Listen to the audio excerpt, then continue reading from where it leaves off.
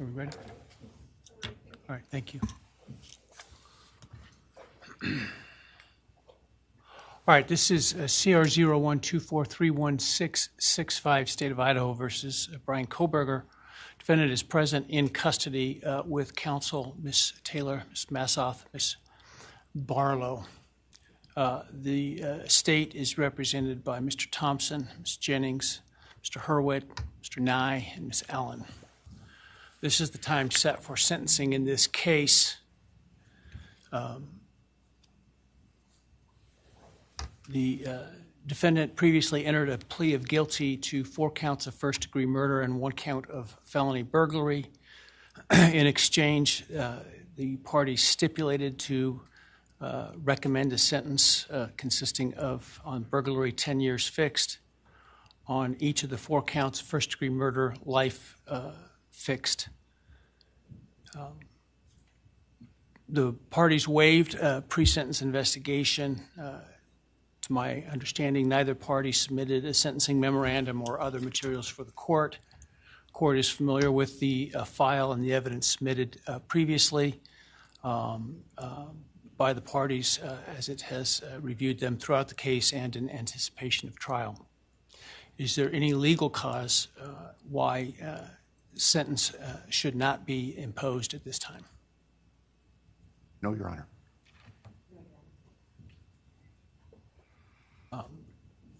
Does the state, before impact statements and arguments, wish to present evidence today? Your Honor, the state does not intend to present evidence in a documentary sense. We have provided the court through the clerk with photographs that we would like to use during the course of our sentencing argument. Sure. All right. Thank you. But no testimony other than impact statements? That's correct, Your Honor. All right. So with that, let's start with then impact statements. Ms. Jennings will be introducing and my understanding, just so I'm clear, I indicated through the trial court administrator that we need to see if any of the victims wish to have the camera not running and audio only. And my understanding is all of them indicated they are fine with the video. Is that correct? Yes, Your Honor, that's correct. All right, very well. Go ahead, Ms. Jennings. Your Honor, the first, and we're taking these in the order, victim impact statements in the order that the charges were listed in the indictment. The first charge being burglary. So we will have Bethany Funka's statement, and she has asked that her friend Emily Allant read that statement. All right, any objection to that? No objection. All right, very well.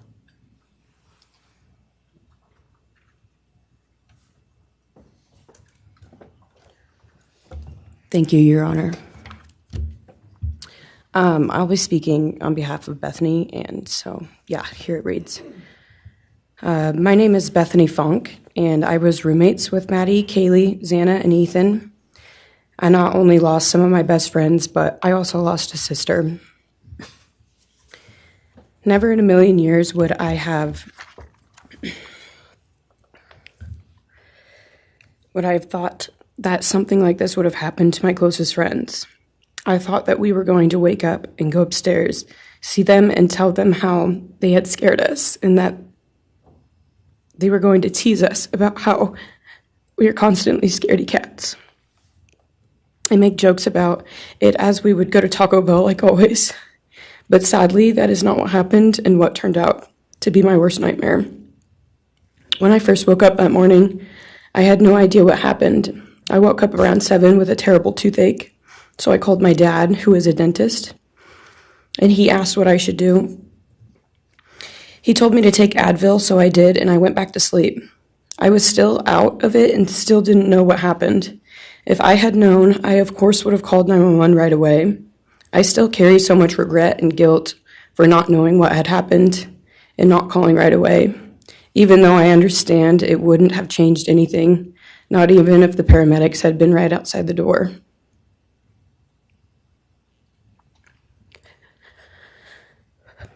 I was so frantic that morning and scared to death, not knowing what had happened. And when I made the 911 call, I couldn't even get out the words. And from then on, I don't remember a thing. It was like my brain wiped that whole memory. That was the worst day of my life. And I know it always will be.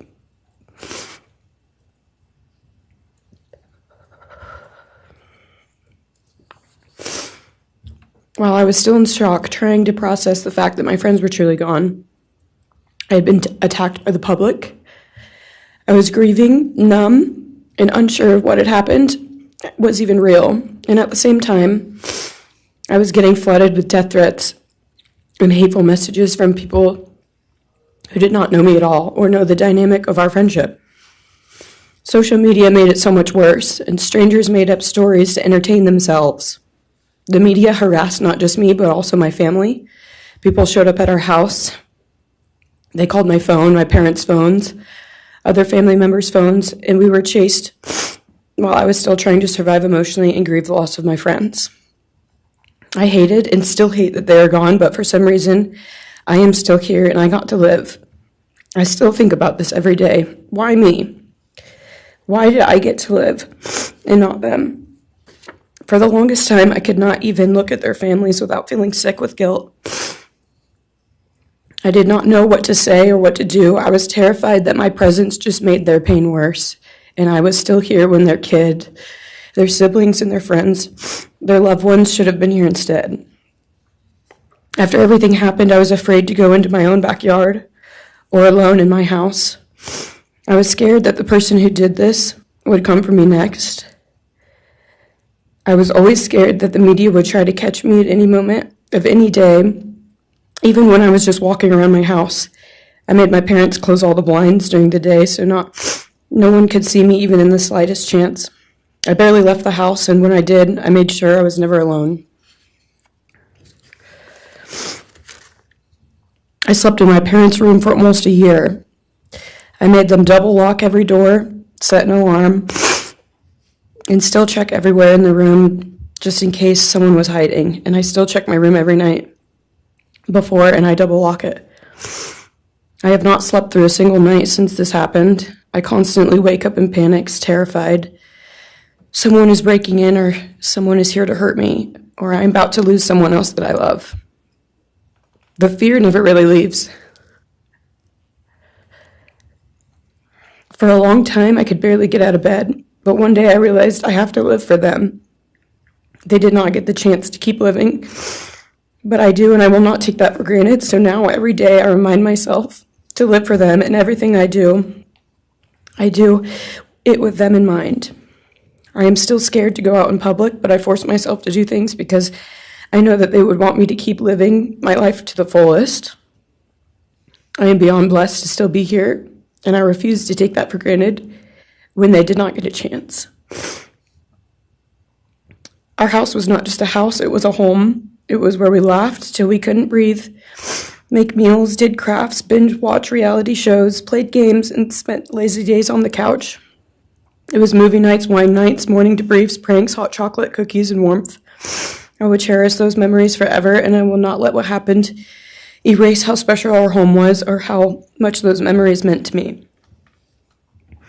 Now I would like to share some bits and pieces of who they were as people and some of the memories that we shared. One of my favorite memories was Halloween, and we all went to Sigma Chi. But instead of partying, we just sat in an apartment, talking and laughing all night long. I do not think I've ever laughed that hard in my life. We did not care about the party, we were just happy to be with each other. Xana was 1 in a million. She was the life of the party.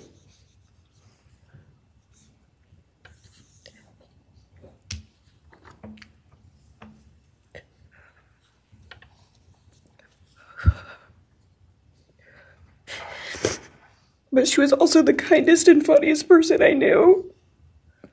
Everyone loved her because she made everyone feel so loved. She was just someone you always wanted to be around, no matter the circumstance. One of my favorite days with Xana was when she laid on the couch, when we laid on the couch together all day watching movies and snacking. Or when she, Maddie, and I would go and get margaritas, chips, and salsa. She would also light up a room with her presence alone. Kaylee had the most beautiful, radiant smile. She was so kind, but also one of the funniest people I've ever known. She loved playing little pranks. She always had us laughing so hard that we could not breathe. She was so full of energy and life. I really believed that she could have ruled the world if she wanted to, and she would have been America's sweetheart. Ethan was the sweetest, most genuine guy. He was always smiling and always making other people smile too. Ethan was the kind of person you wanted around. He was so kind and easy to talk to, and just so fun. And the way he cared for Xana was truly something to admire. And really was proof that storybook love and true romances really do exist. It was not only obvious to me, but everyone that was around Ethan and Xana that they were absolute soulmates. Maddie was not only one of my best friends, but she was the older sister I would have always wanted. There was no one I looked up to or admired more than Maddie. She was truly a ray of sunshine, and everyone was drawn to her. She was so kind, loving, funny, fun, and passionate. She had the sweetest soul and wanted nothing but the best for everyone, and to love and show love to everyone. She took me under her wing and always made me feel so safe and included, and above all, loved and valued. She never failed to make me laugh or put a smile on my face. Still to this day, I am beyond grateful that she chose me to be her sorority little, and I thank God every day that I not only got to know her, but had her as one of my best friends. Honestly, I cannot pinpoint one favorite memory with Maddie because I have so many, and this would be a very long read if I did. But if some little memories with her that I cherish is when the two of us made a nice dinner and split some wine, or when we would binge watch Jersey Shore or Summer House. When we came up with a whole dance routine on Halloween and danced and sang all night, like no one was watching. All the late night walks home from going out, and just little shopping trips and so much more. I am beyond blessed that I had the chance to know each and every one of them. They changed my life in ways I would have never put into words. I hope that they are remembered for who they are, not what happened to them, because who they are were so beautiful, and they deserve to be remembered in the highest way. My heart breaks every time I go to text one of them or how badly I wish I could see and hang out with them. And then I remember I cannot. I will never be able to again. But I still talk to them in my prayers every single night, and I always will. I wish more than anything I could hug them one last time. And I wish I could tell them how much I love them. And even though I cannot, I still tell them every night. I will keep living for them as long as I am lucky enough to still be here. And they were all truly one of a kind. And they will be in our hearts forever and always. Thank you. And please convey to Bethany my appreciation for her courage, and I hope that she heals. Next is Dylan Mortensen. We're asking for some accommodations for Ms. Mortensen and that she be allowed to sit in my seat. Sure.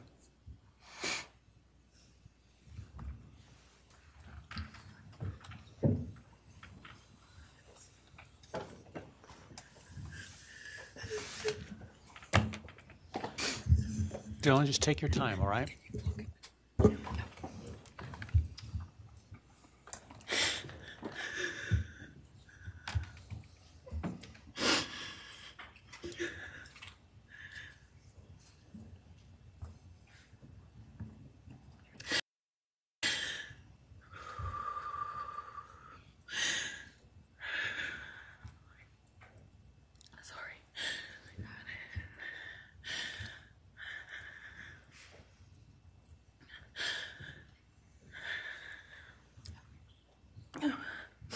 Thank you, Your Honor. What happened that night changed everything. Because of him, four beautiful, genuine, compassionate people were taken from this world for no reason.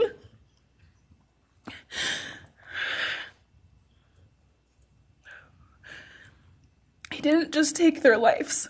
He took the light they carried into every room. He took away how they made everyone feel safe, loved, and full of joy. He took away the ability for me to tell them that I love them and that I'm so proud of them. He took away who they were becoming and the futures they were going to have. He took away birthdays, graduations, celebrations, and all the memories that we were supposed to make. All of it is gone. And all the people who loved them are just left to carry that weight forever. He didn't just take them from the world. He took them from me, my friends, my people who felt like my home, the people I looked up to and adored more than anyone. He took away my ability to trust the world around me. What he did shattered me in places I didn't know could break. I was barely 19 when he did this. We had just celebrated my birthday at the end of September. I should have been figuring out who I was. I should have been having the college experience and starting to establish my future. Instead, I was forced to learn how to survive the unimaginable. I couldn't be alone. I had to sleep in my mom's bed because I was too terrified to close my eyes. Terrified that if I blinked, someone might be there. I made escape plans everywhere I went. If something happens, how do I get out? What can I use to defend myself? Who can help? And then there are the panic attacks. The kind that slam into me like a tsunami out of nowhere. I can't breathe. I can't think. I can't stop shaking.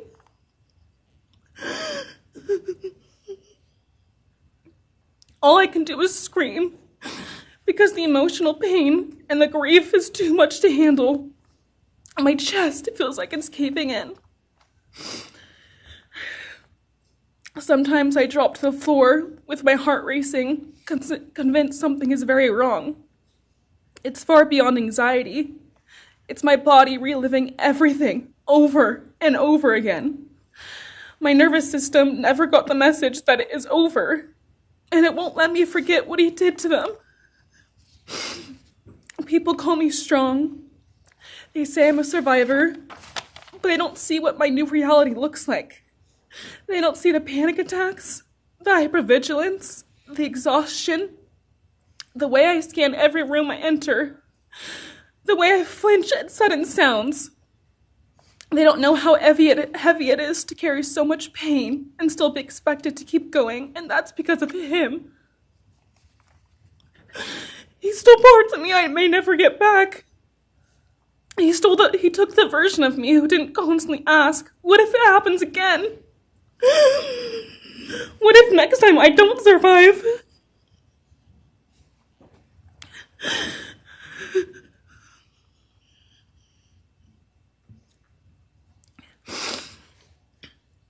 He may have shattered parts of me, but I'm still putting myself back together.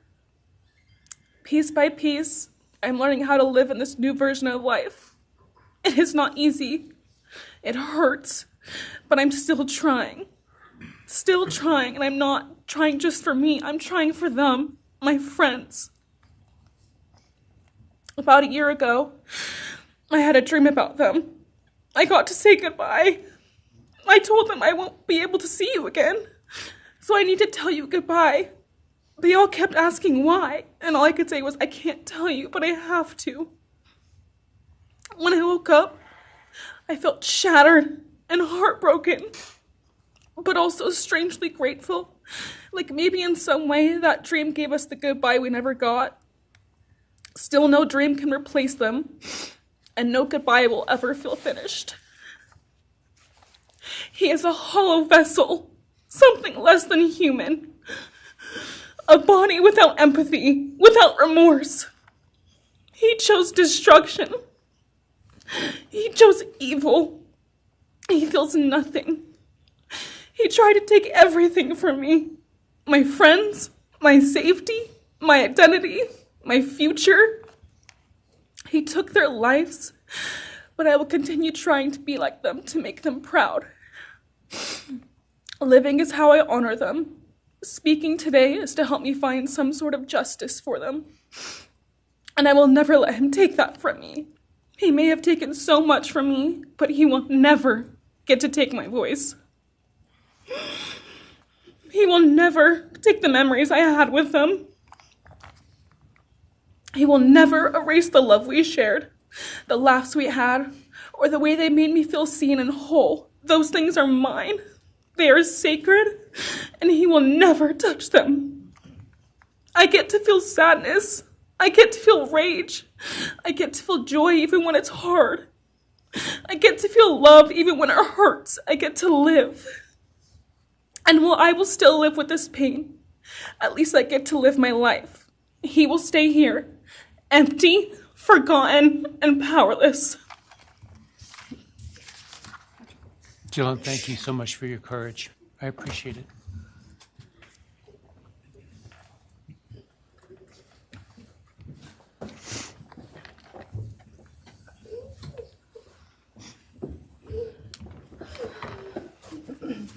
Next, we have members from the Madison Mogan family.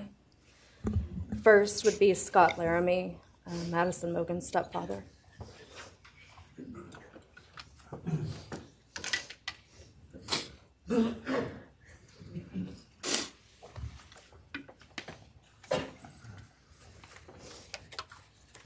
Standing by him is Karen Laramie, Madison's mother. Thank you, Your Honor. My name is Scott Laramie. I'm Maddie Mogan's stepfather and the husband of Maddie's mother, Karen Laramie. I will read this victim impact statement on behalf of Karen and myself. Maddie was our gift of life, our purpose, and our hope. Maddie quickly became Karen's joy, identity, and purpose in life. I joined Maddie's life when she was 2.5 years old. The experience transformed me into a life of joy, love, and family. Maddie was bright, beautiful, kind, empathic. She listened carefully to others and was observant, seeing and caring about the hearts and the minds of all she encountered. She loved music and music festivals. She had a wonderful sense of humor. She excelled in school. She was an easy child to raise, almost never requiring discipline, and almost always giving us parental joy. One time Karen remembers disciplining Maddie as a little girl. Maddie responded, "You broke my heart," which of course melted ours. She had a keen wit, even at that young age. As she transitioned into teenage years, she prioritized us and extended family over many of the distractions that capture teenagers. She showered us with her presence and love at family events, barbecues, picnics, birthdays, holidays, and others. She spent countless hours with her papa, her Uncle David, Aunt Nadine, and her other close family and friends.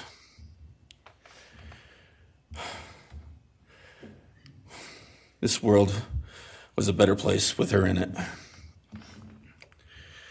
As she reached adulthood, Maddie applied her studies to be a marketing professional, entering into an internship at Payne West, and started planning her professional future.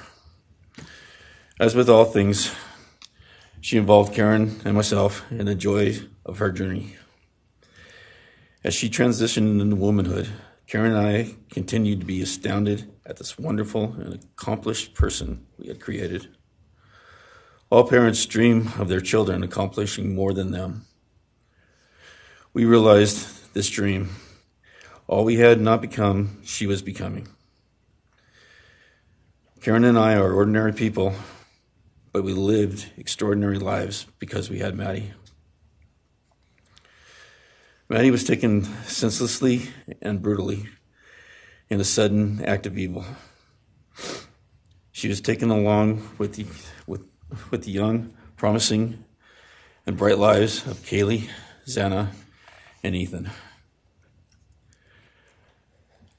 First, we felt disbelief. Next, we felt disorientation. Then we felt grief overcome us. Our grief is compounded even more for the Gonzalez, Kernodal, and Chapin families. We speak of hope and healing, and we do have hope and some healing. But the vast emotional wound will never fully heal. Since Maddie's loss, there's emptiness in our hearts, home, and family, an endless void. After losing her mother in a car crash, Karen took years to grieve and recover. The feeling that her life with Maddie and A was perfect helped her to start to heal. Now, this is no longer perfect. After Maddie's loss, Karen felt like she was spinning out, emotionally collapsing into anxiety and depression. She sometimes asks, how am I supposed to go on when I've lost my favorite person in the world? I felt the same, and we continue to struggle. The loss of Maddie has impacted so many beyond our family. Her second family is her sorority sisters who grieve alongside us. She has so many close friends who suffer from her loss. We will continue to be. Her loss will continue to be felt by the Vandal community, including Vandal Solutions on campus, where she volunteered her time for others.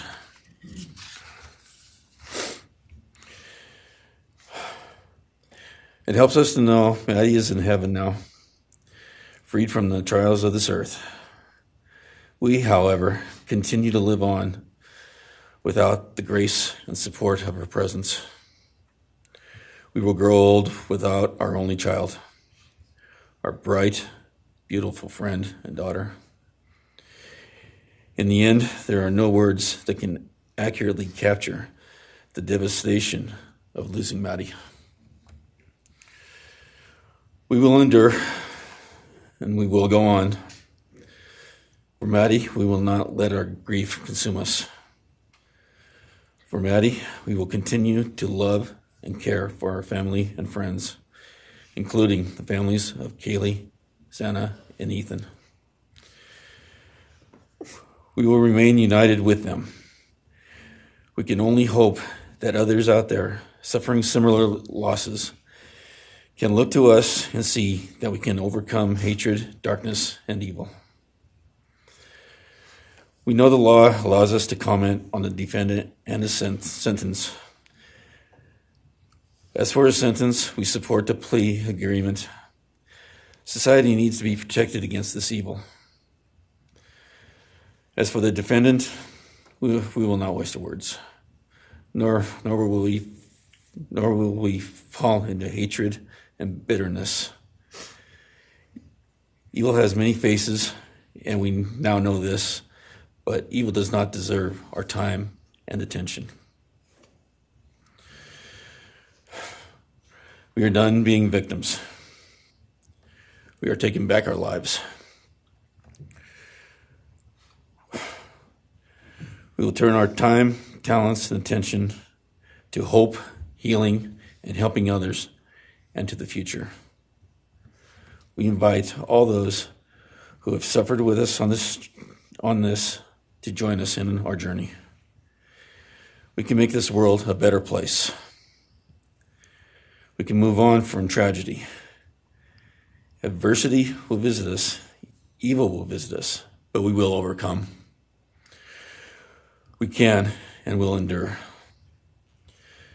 Karen and I express our gratitude to Your Honor and to the prosecution team for allowing us the opportunity to make this statement.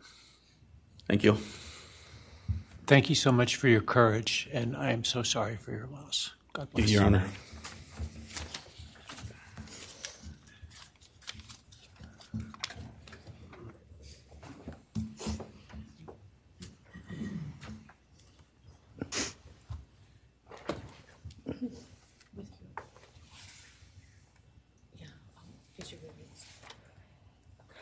Your Honor, this is Leander James. He's the attorney for the Mogan family and victim advocate. He'll be reading a statement for Karen Laramie.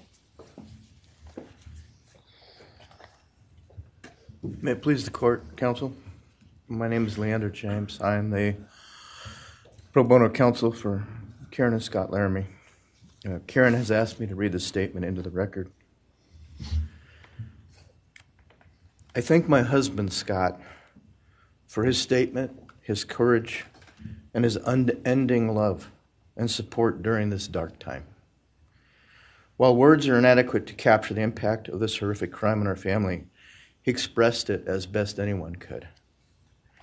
For Maddie's sake, I will add my supplement statement that incorporates additional impact in the context of my extended family. I am grateful to Maddie's great uncle, Bryan Kohberger, for assisting me with the difficult task of putting our pain into words. For me and my extended family, Maddie was our hope and our light. Her beauty, both outside and in, shone its light upon everyone with whom she came in contact. Her beauty, she carried that hope and light into the future for our entire family. We have memories of our Maddie and grief and pain at her being taken from our presence. Any one of us would have given our own light to have been outshone by hers. We now look to our Creator to know that her light continues where we look to see her in His presence. Those who commit evil for their own twisted gains and purposes truly defile the efforts and sacrifices of mothers, fathers, families, teachers, clergy, public servants, service members, and all those who commit themselves to the greater good, freedoms, and the future light of our nation. Condemnation falls heavily upon those who squandered the lives of our future hopes and dreams. Some may offer forgiveness for what the defendant has done. However, we cannot at this time, or perhaps ever, nor will we ask for mercy for what he has done. His acts are too heinous, the agony and grief he has caused too great. But we will waste no further words or thoughts on him. For Maddie's sake, we will move on. We will do our best to carry Maddie's light into this world and make it a better place. I thank the court and the prosecution for allowing me the opportunity to make my statement, and I thank all those who have and will support my family and the families of Kaylee, Xana, and Ethan. Thank you. Thank you. Thank you, Mrs. Laramie. Appreciate it.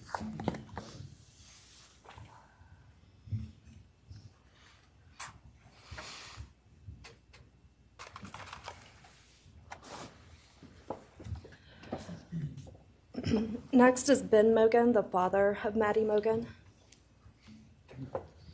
Yes, of course. Actually, Your Honor, it'll be Kim Kaylee, the grandmother of Maddie Mogan.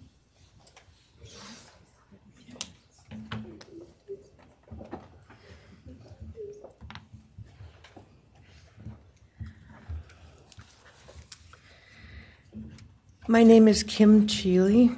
I was Maddie Mogan's paternal grandmother, as Ben Mogan, her father, is my son. I'm here today with my sister Lori Kaylee, Maddie's great aunt, and my son Ben Mogan, and my daughter-in-law Corey Hatrock. I'd like to begin by thanking a number of people involved in bringing this case to closure. In my daughter's words, the plea deal the prosecution team reached this month is one that punishes the perpetrator of this horrendous crime, protects the public from further harm, and allows all of us who knew and loved these kids the time to grieve without the anxiety of the long and gruesome trial, the years of appeals, and potential for mistrials along the way. My family and I are so grateful to Bill Thompson and his prosecution team for their dedication and painstaking work that forced the perpetrator to admit his guilt. We want to thank the Idaho State Police, the Moscow Police Department, the FBI, and Judge Hippler. We'd also like to thank the University of Idaho officials who have treated the families of the victims with such dignity and kindness, and who have honored the 4 victims beautifully. Maddie was my first grandchild, so when she was born, all her grandparents had the distinct pleasure of deciding what we'd like to be called. I chose Nana, pretty original. But when Maddie was about a year and a half old, her papa, Ben's dad, and I were planning to visit the new little family in Oregon. Maddie didn't have an extensive vocabulary at the time, but for some unknown reason, she called bananas ba-deedle-deedles. When Karen and Ben told her Nana was coming to visit, she figured, I say deedle-deedle for that word. So I became deedle-deedle, shortened to Deedle when she was about 6 or 7, and I was Deedle all her life. I don't think her stepdad, Scotty, ever knew my given name was Kim. Maddie's and my birthdays were one day apart, and a couple years before she was killed, she gave me this necklace with Deedle and Maddie engraved on it, and I added an angel wing, and it's one of my treasured possessions. I also got an angel wing tattoo, never thought I'd see the day, but along with many members of our family, replicating the one that Maddie and her sorority sisters had. I wanted mine where I could see and touch it often. From preschool through grade school, I stopped teaching piano lessons early on Wednesdays and picked Maddie up for bubble baths, brownies, and books. It was our special time together, and she went home those nights in her jammies with a pan of warm brownies for her family. Although Karen and Scotty raised Maddie and did such a lovely job of parenting, we Mogans were lucky to have her for holidays and many other family gatherings. We'll always have our treasured memories of Maddie growing up in our big, extended, cooperative family, and I thank Karen and Scotty Laramie for being so generous and open and sharing Maddie with her Mogan side of the family. When the 4 kids were murdered, the foundation fell out of our world. Initially, the fear was truly debilitating. The first 6 weeks were excruciating. Despite the vigils, memorials, candlelight gatherings of students, friends, family, community members. After the arrest, in the past 2.5 years, my family has lived with grief, with the effects of traumatic grief, of which I was blissfully unaware before all of this. I now have a stack of books on grief. I've attended grief classes at hospice. I've tried EMDR, a technique that helps replace disturbing visions with something more comforting. My son Ben, his 2 sisters, Maddie's aunts, and I have all experienced depression and anxiety and sleep disturbance, requiring medical intervention at times. We've all sought counseling off and on. The struggle with media attention was extremely difficult, especially for Ben. No one should live through the violent murder of one's child. Some days it's beyond me how the parents of these kids are still upright. I'm thankful for the strong families and communities that are supporting the survivors. At the time, I could think of only two blessings surrounding the horrific murders. One was that Ben was living with my partner Tom and me at the time, and that we could support each other emotionally through it all. Sadly, Tom died a year ago of a rare brain cancer, and he won't be here to see justice served. He was our family's rock, and we all miss him every day. A second blessing is that my mother died of COVID several months before the kids were killed, and she didn't have to live through the horror. It was difficult to identify blessings.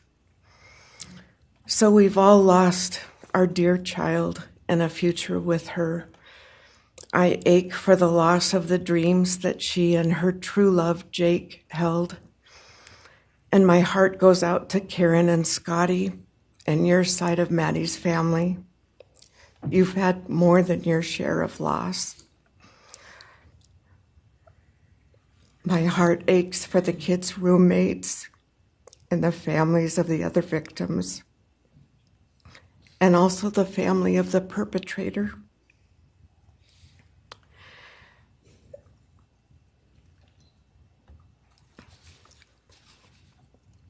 Going forward, we Mogans are choosing to put our energy and focus into honoring Maddie's too short life and sweet spirit by celebrating Maddie May Day, which my two daughters established.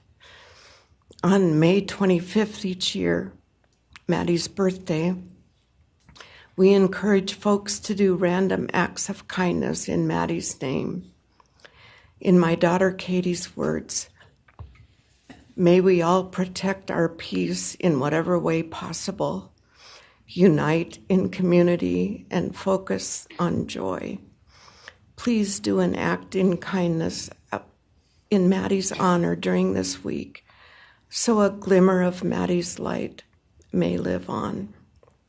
Thank you. Thank you, and I appreciate your courage, and bless you and your family. Thank you.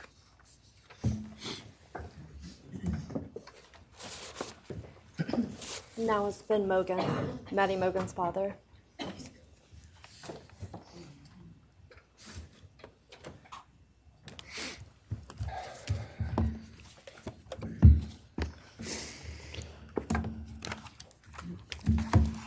I'm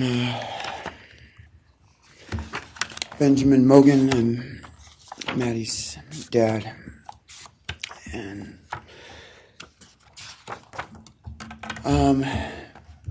first I just want to say thanks to all the people that helped bring this all to a close. I know it's not the resolution that everyone,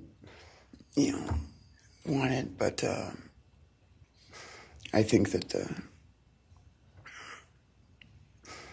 that everyone worked so hard, and we really appreciate all their efforts. It was such a hard thing to go through for everybody.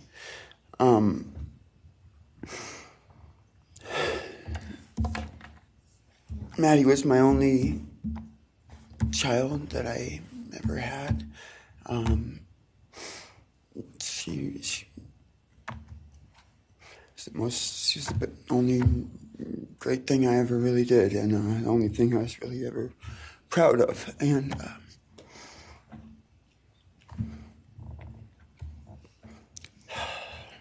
I thought we would have the rest of our lives together to be together and to know each other, and I took for granted the times, she was in college, and I thought, oh, well, we'll have the rest of our lives to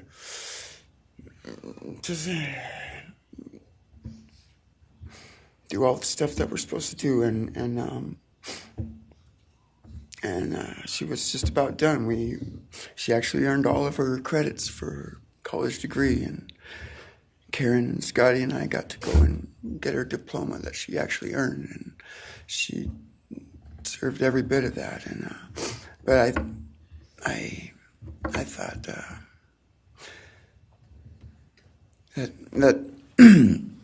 that was going to be just the beginning of a long life together, and we never got that. Karen and Scotty did such a great job raising her after Karen and I split up, and I'm so thankful for Scotty and the role that he played in her life when I wasn't able to. But we got to spend a lot of great times together, Maddie and I. She was my favorite person to go to a concert with. We got to see some fun shows together, and I told her, if there's ever a show that you want to go to, let me know, and I'll get you tickets for you and your friend, or if we want to go together, we'll make it happen. And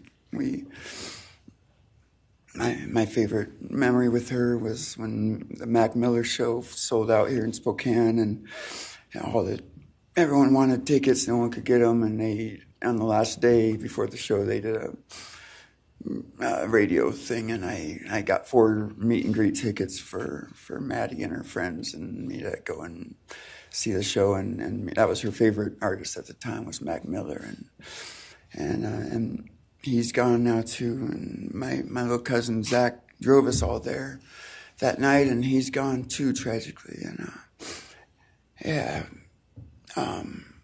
anyway, the last thing that she ever wrote to me was this Father's Day card, and I'm so glad I still have it. I'm just going to read what she said. It says, "Happy Father's Day. I hope you have the best day. I can't wait till we can hang out again soon. I'll be in Coeur d'Alene, 624 to 74. Hopefully we can find a time then. I loved your birthday card that you sent me, by the way. Maybe we can see a concert sometime soon. I'd love to see the gorge when it's not so smoky out. I hope you're doing well. I'm proud of how far you've come. Thank you for always encouraging me to do my best. Love you lots and lots. Love, Maddie May." She did encourage me to not just to do my best, but to live on. I went through a lot of issues with addiction and with substance abuse, and when I wasn't wanting to live anymore, she was what would keep me from just not caring anymore, and knowing that she was out there and that she was just such a beautiful person kept me alive a lot of rough moments, and I'm so glad that she was able to meet Jake. He was the only one that actually ever got to take her to the gorge. They went and saw Watershed together, and they had a heck of a time. I'm just glad she got to. That's a really special place for me, and she always wanted to work out there with me in the summer sometime. She never got to, but at least she got to see it once with Jake. He was such a great guy. He is such a great guy. And I really wanted to see what a future with them would have looked like. I'll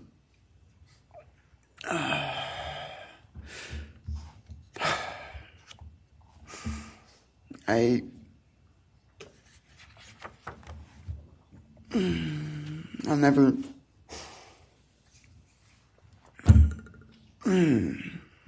be able to replace her.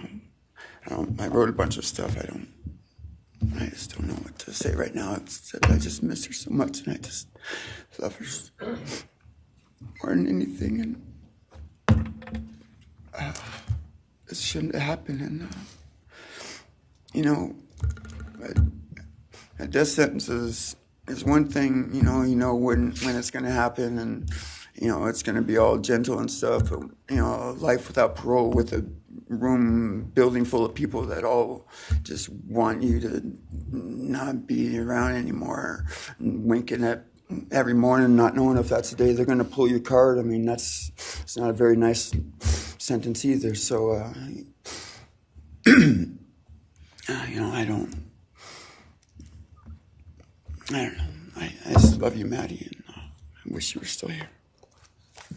Thank you so much.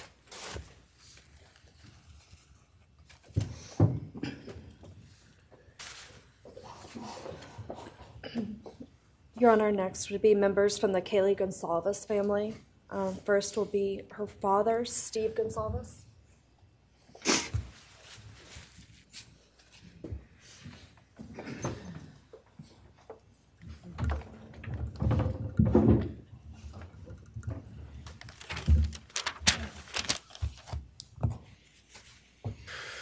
Today, we are here to finish what you started. Today, you've lost control. Today, we are here to prove to the world that you picked the wrong families. The wrong state, the wrong police officers, the wrong community. You tried to break our community apart. You tried to plant fear. You tried to divide us. You failed. Instead, your actions have united everyone in their disgust for you. I just learned from these lead investigators, to their shock, they worked in an investigation and actually worked with Pennsylvania police officers and the federal FBI. You united everyone. Everyone was united after you. None of us are divided. We are united in our disgust and our love for these children. Today you have no name. Because when this all started, we all came together and we said, let's stop even talking about his name and just use initials. So even the media just calls you BK. That's all you are. Looking back when the police officers knocked on my door, told me what happened to my child, told me what happened to Maddie Mae, I don't think he was even out of the driveway before my kids turned around, looked at me and said, what do we do, Dad? I told them, you get to work. You get your ass to work. And we started calling, we started texting, we started emailing. And you know what? Within hours, we had your white car on the camera. We knew from the very beginning we had you. Police officers tell us within minutes they had your DNA, like a calling card. You were that careless, that foolish, that stupid. Master degree, you're a joke, complete joke. But we took this disaster and we did what we could. We put everything online. We took our kids, we took our images, we took everything that they did, their videos, their photos, the girls' pranks, Ethan singing. We put it out there, we shared it with the world. And the world united. And all they ended up, when they talked about this case, is they talked about Kaylee Jade, Maddie Mae, Xana, and Ethan. Everything what these people meant to us, a father, a mother, a brother, a sister, we shared that with our community. Then we shared it with our state. We shared it with the country, and eventually we shared it with the world. The world's watching because of the kids, not because of you. Nobody cares about you. You're not worth the time, the effort to be remembered.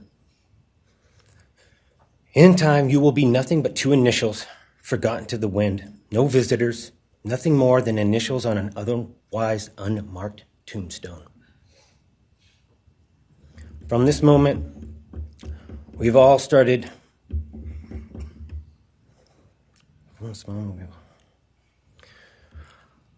From this moment, we will forget you. We want to all leave in closing. One last thing.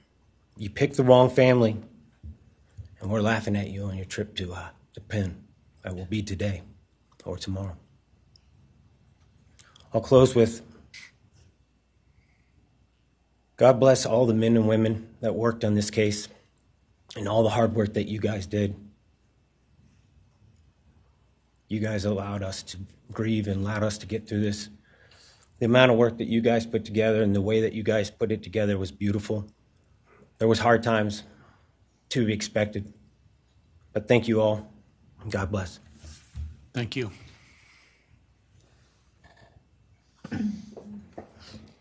Your Honor, next is Stephen Gonzalez, Kaylee's brother.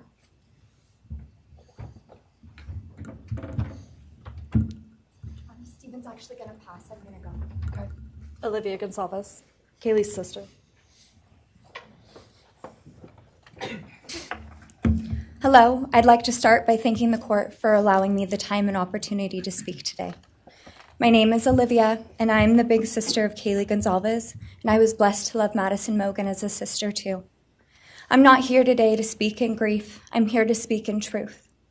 Because the truth is, my sister Kaylee and her best friend Maddie were not yours to take. They were not yours to study, to stalk, or to silence. They were two pieces of a whole, the perfect yin and yang. They are everything that you could never be. Loved, accepted, vibrant, accomplished, brave, and powerful. Because the truth about Kaylee and Maddie is they would have been kind to you.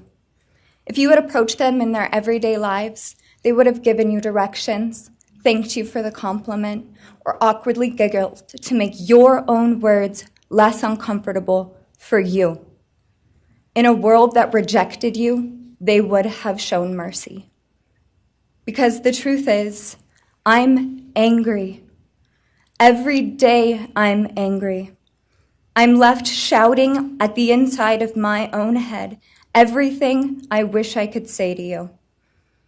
The truth about me is when I heard the news, I didn't cry. I listened for them.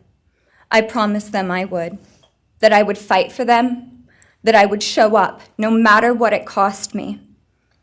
I swore I'd never let them feel alone. Because you see, I've always been their heavyweight. I've always been the one to fight the battles they didn't feel ready to fight themselves. All it ever took was a call, and they knew I would handle it for them, no matter the time, no matter the cost. They could wave their white flag because they knew I would never back down, not for them, and not even death could change that. Somewhere along the line, I started to think about what I would say to them if I was given just one last chance.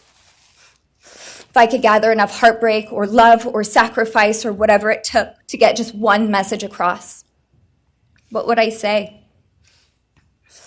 Throughout this entire process, I've written my feelings down at every moment, my wishes, my love, my denial, my anger. And as one final act of love, I'd planned to read these thoughts, even jarring and discombobulating and not even making sense. Because for me, that was true love.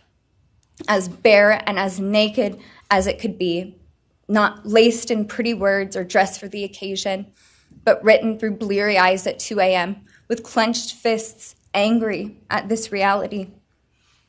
My true final act of love was to continue on without them, for them. That dream to read aloud my love to them, to bring meaning through pain, was the latest blow in realizing you don't deserve it. And Kaylee and Maddie don't need it. Kaylee and Maddie have always known my love, and they would never ask me to prove it by further victimizing myself to a defendant who has shown no guilt, no remorse, no apprehension. They would say to me, "Why would you give the satisfaction of showing vulnerability now? You promised you would never back down." And for that clarity, I'm thankful. I won't stand here and give you what you want. I won't offer you tears. I won't offer you trembling. Disappointments like you thrive on pain, on fear, and on the illusion of power. And I won't feed your beast. Instead, I will call you what you are. Sociopath, psychopath, murderer. I will ask the questions that reverberate violently in my own head, so loudly that I can't think straight most any day. Some of these might be familiar, so sit up straight when I talk to you. How was your life right before you murdered my sisters? Did you prepare for the crime before leaving your apartment? Please detail what you were thinking and feeling at this time. Why did you choose my sisters? Before making your move, did you approach my sisters? Detail what you were thinking and feeling. Before leaving their home, is there anything else you did? How does it feel to know the only thing you failed more miserably at than being a murderer is trying to be a rapper? Did you recently start shaving or manually pulling out your eyebrows? Why November 13th? Did you truly think your Amazon purchase was untraceable because you used a gift card? How do you find it enjoyable to stargaze with such a severe case of visual snow? Where is the murder weapon, the clothes you wore that night? What did you bring into the house with you? What was the second weapon you used on Kaylee? What were Kaylee's last words? Please describe in detail the level of anxiety you must have felt when you heard the Bearcat pull up to your family home on December 30th, 2022. Which do you regret more? Returning to the crime scene 5 hours later, or never, ever going back to Moscow, not even once, after stalking them there for months? If you were really smart, do you think you'd be here right now? What's it like needing this much attention just to feel real? You're terrified of being ordinary, aren't you? Do you feel anything at all? Or are you exactly what you always feared? Nothing. If you're so powerful, then why are you still hiding, defendant? You see, I'm here today as me. But who are you? Let's try to take off your mask and see. You didn't create devastation. You revealed it in yourself. And that darkness you carry, that emptiness, you'll sit with it long after this is over. That is your sentence. And it was written on the wall long before you ever pled guilty. You didn't win. You just exposed yourself as the coward you are. You're a delusional, pathetic, hypochondriac loser who thought you were so much smarter than everybody else. Constantly scolding, turning your nose up to grammar mistakes, nitpicking and criticizing others. You wanted so badly to be different, to be special, to be better, to be deep, to be mysterious. You found yourself thinking you were better than everyone else, and you thought you could figure out the human psyche and see through it, all while tweaked out on heroin.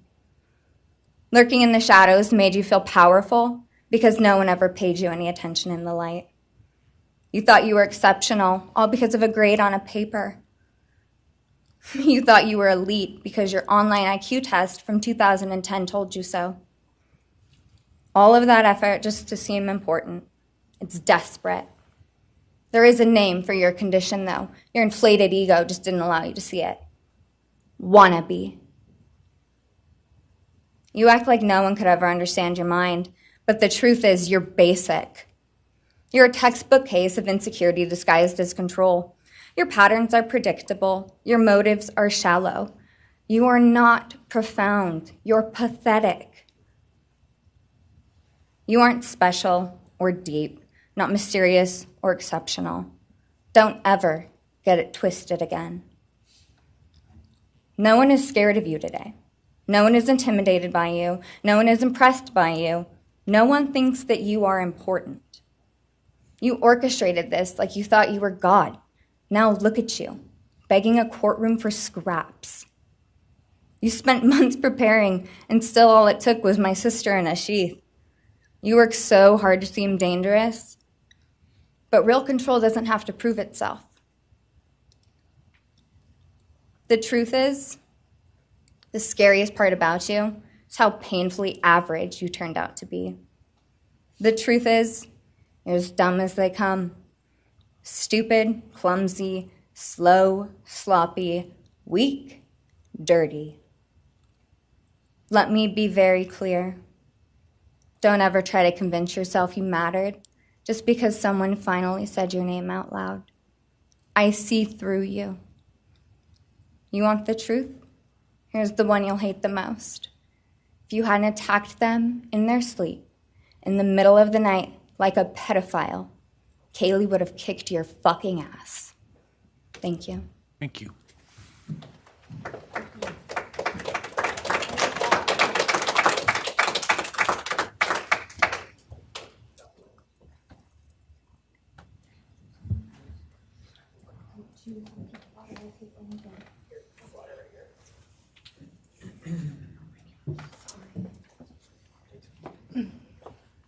Next is Christy Gonzalez, Kaylee Gonzalez's mother.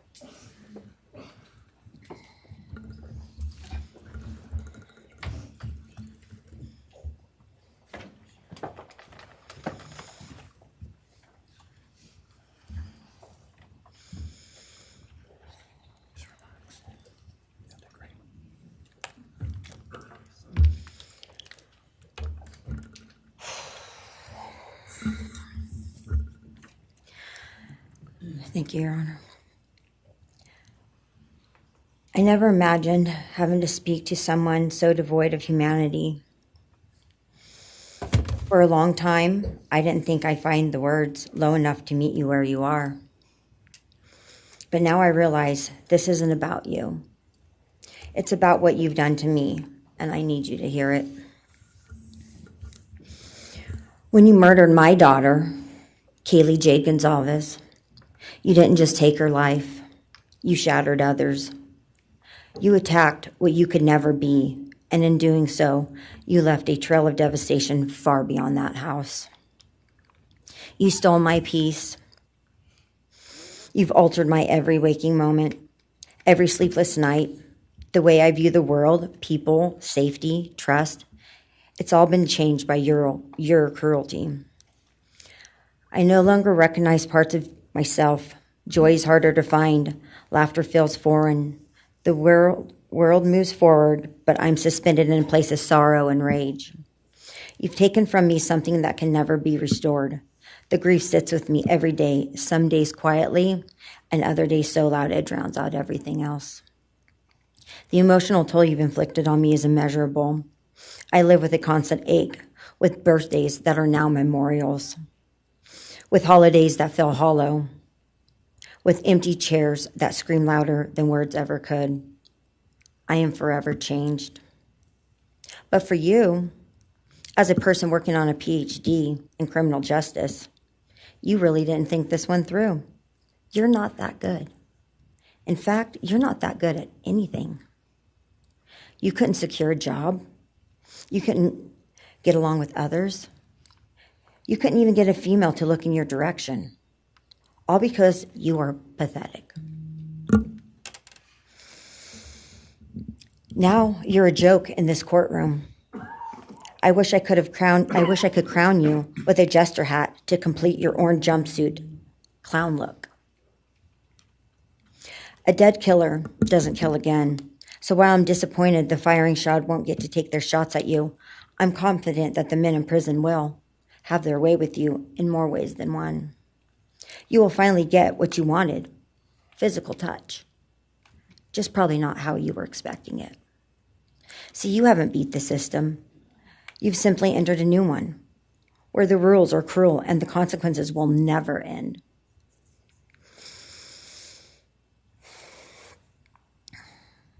You are entering a place where no one will care who you are and no one will ever respect you. You will be forgotten, discarded, used, and erased.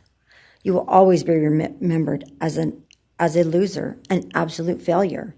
And when those prison doors slam shut behind you, I hope that sound echoes in your heart for the rest of your meaningless days. I hope it reminds you of what we all already know. You're nothing. May you continue to live your life in misery. You are officially the property of the state of Idaho, where your fellow inmates are anxiously awaiting your arrival. But it's okay, because they're there to help you. Hell will be waiting. Quick message from our youngest daughter. Aubrey wanted to say, you may have received A's in high school and college, but you're going to be getting big D's in prison. Thank you.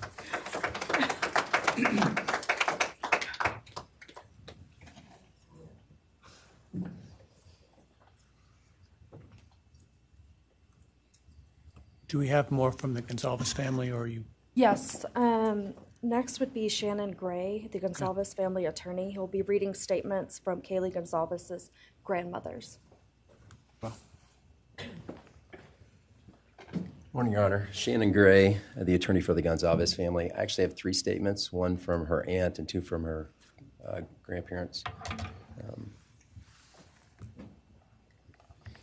This is from her aunt, Tammy Butts. You, in the cloak of darkness, made a decision to turn our whole family's world upside down forever.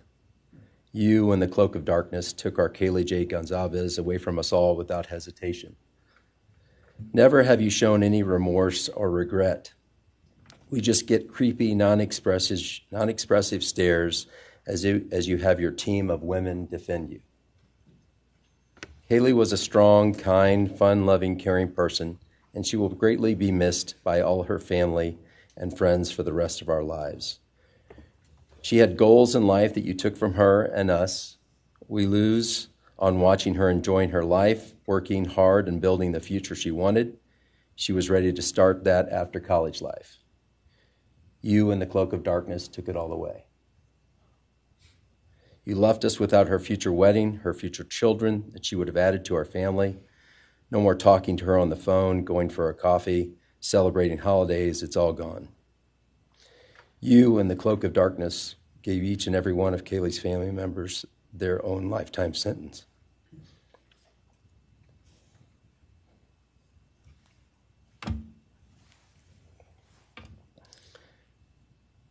You, in the cloak of darkness, also took our Maddie Mae from all of us. She was so genuine, caring, polite. She was part of our family. You came in, harmed our children that were younger women than you in their own beds. You're nothing, you're a coward. It's not right that you have received life. I pray that you meet your end in the cloak of darkness, burn in hell. I have 2 other statements, Your Honor.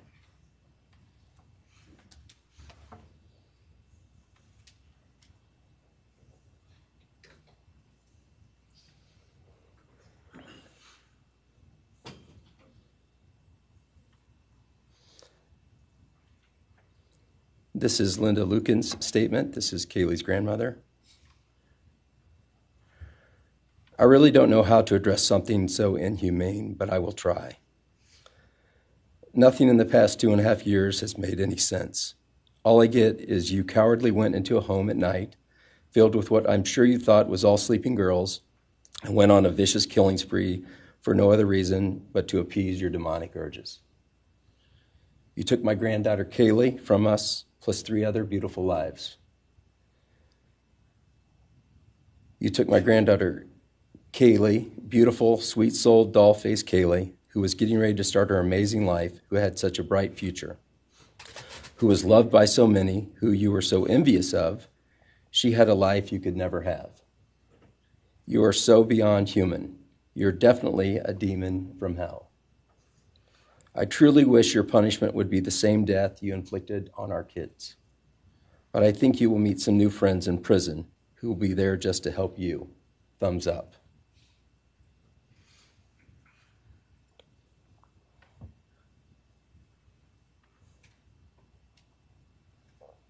And I have one last statement, Your Honor. This is from Cheryl Gonzalez, Kaylee's other grandmother. John 1:5 says, "Light shines in the darkness, and the darkness overcomes it not." Somewhere in your life, some jealousy, envy, ego, something went dark. It pushed out all light until you became dark and evil. And when you saw my granddaughter and her friends, their light, because they have such a light, you couldn't stand it. Because the darkness in you could not stand the light in them. And so you decided to destroy it. Cowardly, you walked into their rooms in the dark and took their lives, hoping to get rid of your darkness. But you didn't. You failed. Because you know what was once a light shown only to their friends, families, and loved ones is now all over the world. Everyone sees it. Their smile, their beauty, their plans, everything they were and had.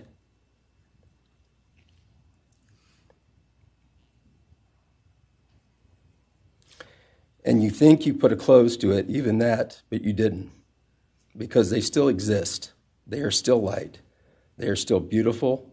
You can never take that away. They will always be in the light of all eternity. And you will be in the darkness because you could not overcome it. You failed. I want you to be gone, more than gone. I want you to be cast out. Cast out from my life, from my family, from this earth. I will not allow your hatred to penetrate into my own soul. You did not get that power. You are evil, and in the end, evil is eradicated. You didn't take Kaylee's light, you spread it into the world. Thank you, Your Honor. Thank you. All right. Are you moving to a different family now? All right, why don't we take a 10-minute recess, all right?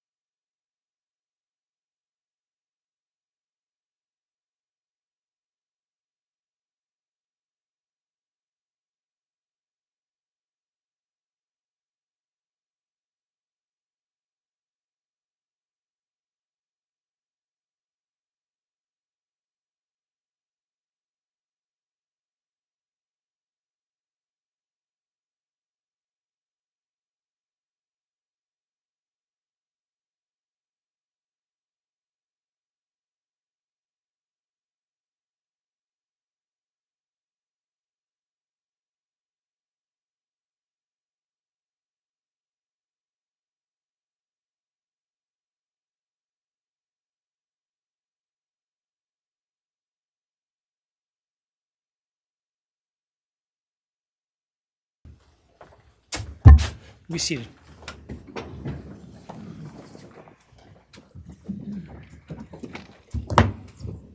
All right, Ms. Jennings. Thank you, Your Honor. The next family is the family of Xana Kernodal, and first would be Jasmine Kernodal, Xana's sister.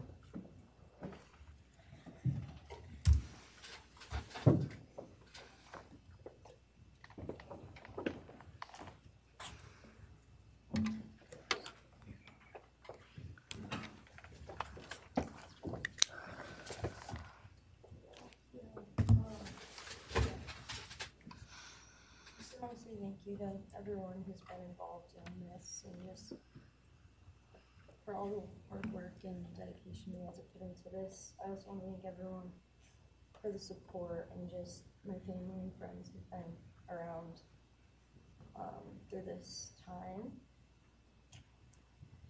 I went back and forth on whether to speak today because the truth is you don't deserve power over my feelings, my words, or me. Thank you. In the end, I realized this moment isn't about you. It's about justice for Xana, Ethan, Kaylee, and Maddie. It's about honoring the beautiful people they were and still are in God's eyes. On November 13th, 2022, a piece of my heart was ripped away. There's no way to ever fully describe the weight of losing my sister, my best friend. No sentence or punishment will ever come close to the justice Xana, Ethan, Kaylee, and Maddie deserve. Xana was everyone's best friend. She was kind, she was funny. She was a gift to each person she was able to make an impact on. Xana was someone I turned to when I needed direction or advice. Although I am her older sister, I often found myself looking up to her. She had a radiant energy that everyone loved, and she always knew the right way to approach a problem. She knew how precious and special life was, and she truly did live every day to the fullest. Yet her story was cut short by an act of evil. I believe in a God whose justice is not bound by this courtroom. I find peace knowing that judgment ultimately belongs to Him. For your sake, I hope one day you feel the full weight of what you did. I hope you take accountability. I hope you truly experience the guilt and you surrender yourself to Jesus Christ. Because no punishment on this earth can ever compare to the isolation and pain of eternal separation from God. Xana deserved more. They all did. But I come here to say this. I am strong. I am brave. I'm a fighter, just like Xana. And you don't get to control how I move forward or what I believe. I walk with the comfort of knowing I will see my sister again. Xana didn't get the future she deserved. She won't be the maid of honor at my wedding, the cool aunt to my future children. I'll never hear her laugh or see her light up a room ever again. But I will carry her with me for the rest of my life. I will live in her honor, fight to be the best kind of woman and someone she's proud of, to make sure the world never forgets who she was. Xana's story doesn't end with what was taken from her. It lives through the love she gave, the people she touched, and the legacy our family will protect. Her light still shines, and her voice will echo louder than this pain. You didn't take that from us, and you never will. Thank you.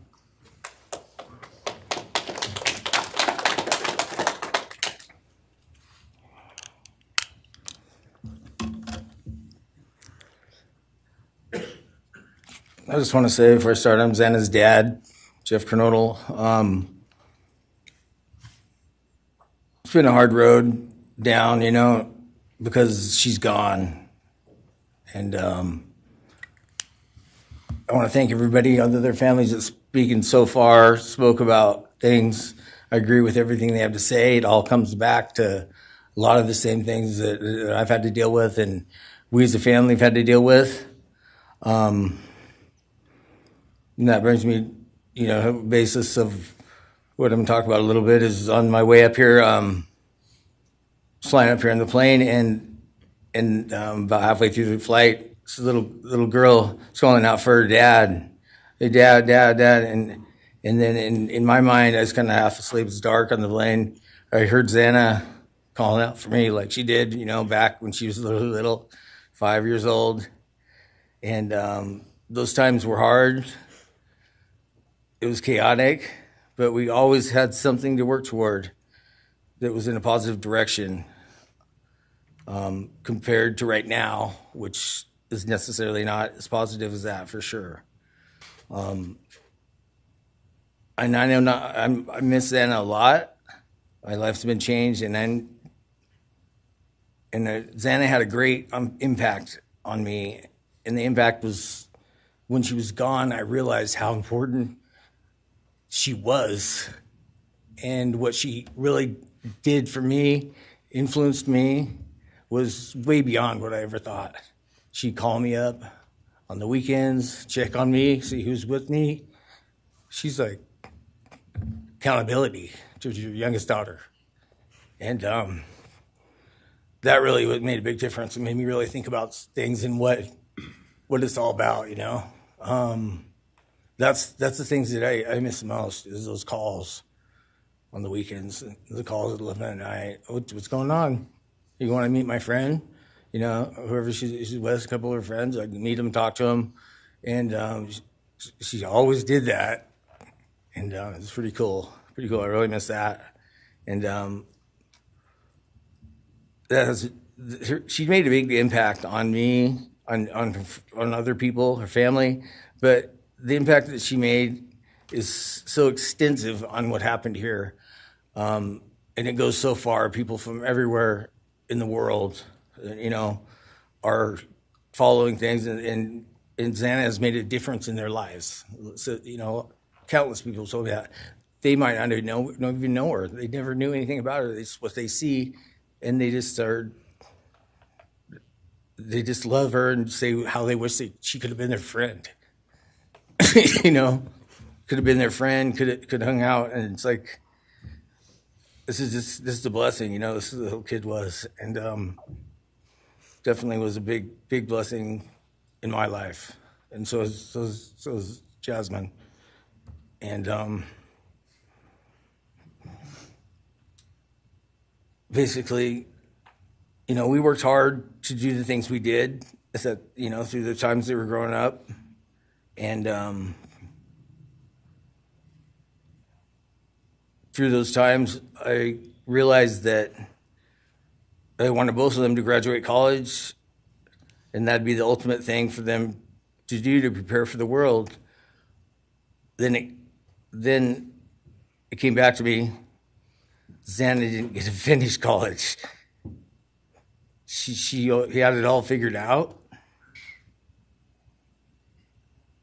And this all just came back to me when I was there, and that little girl was on the plane doing that. It's like where I was going, what I was going here for.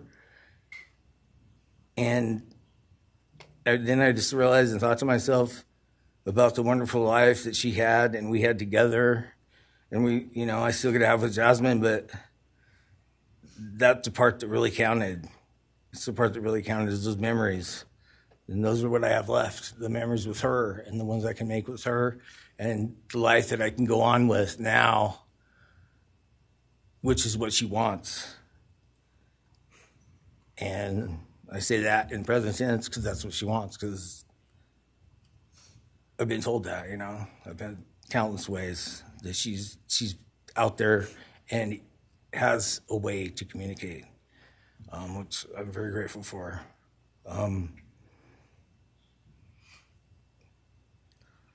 That goes to say that the impact of what happened to them, all 4 kids, goes so much further than just not me, the parents, the families, the community. It goes so far because a lot of kids, in the colleges, just for an example, they locked their doors now. The door wasn't locked in the back. at Penn State or wherever it was, all the colleges, I know that I've heard they all lock their doors now. So maybe the impact that it's going to make is going to help out and maybe protect some people. Having this outreach and having the influence of what happened to these kids did, all I know is I was 7 miles away when it happened, and she wasn't feeling that good. It was 11:30, and I almost went over to Susanna's to say, and I would have been sitting right there on that couch, and you had to deal with me.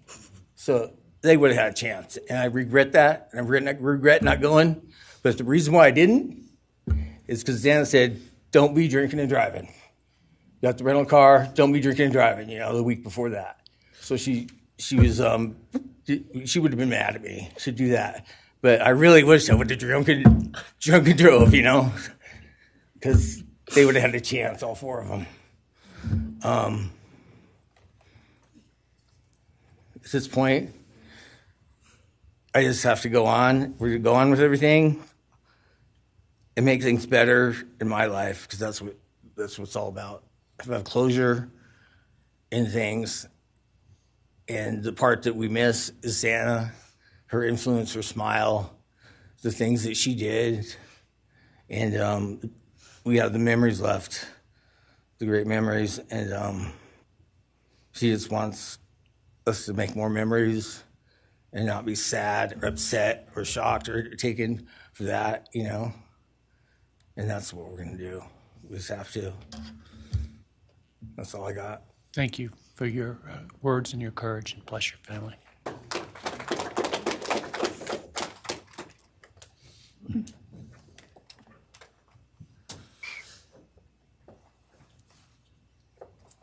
Next, Kim Kernodal would like to address the court.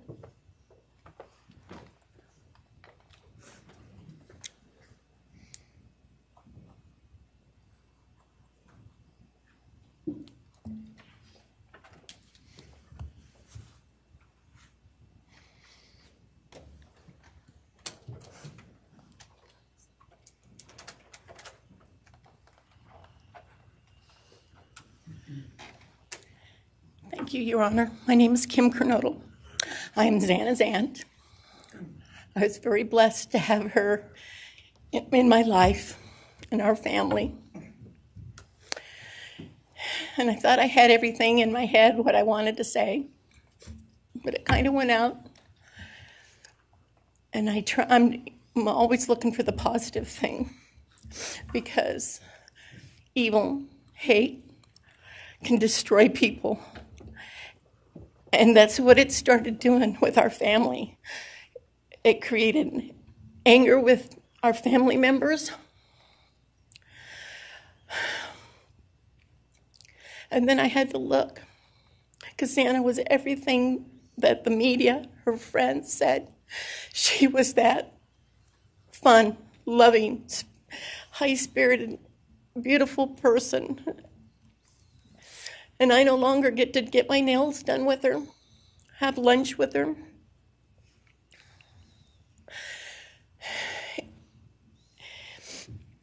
Sorry. But how I look at it now is this tragedy, this horrible tragedy on all of the 4 children, has brought us closer. You united us with your actions. We're united now, and we're stronger than ever. We have family and friends now that we never knew we had. And, this is probably going to bother everybody, but Bryan, I'm here today to tell you I have forgiven you, because I no longer could live with that hate in my heart. And for me to become a better person, I have forgiven you. And anytime you want to talk and tell me what happened, get my number. I'm here. No judgment. Because I do have answers or questions that I want you to answer. And I'm here. I'll be that one that'll listen to you. Okay? Thank you, Your Honor. Thank you very much. My name is Stratton Kernodal, and I'm Xana's uncle, Jeff's brother. Sitting here today listening to all the stories and feelings and feeling the pain from everybody is a pretty powerful thing. It's each time a statement was read, it sort of would tug into my center core as I felt everybody's anguish. And Xana meant a lot to us, and we loved her very much. But I started thinking about, instead of rehashing everything that everybody else has talked about, I wanted to direct it another direction toward Bryan and what he's done to his family, his parents, his siblings, his friends, his universe. He has contaminated, tainted their family name, and pretty much made a horrible, miserable thing to be ever related to him. And I know that that's what he has to live with, and that has to be his pain. And that's all I have to say. Thank you.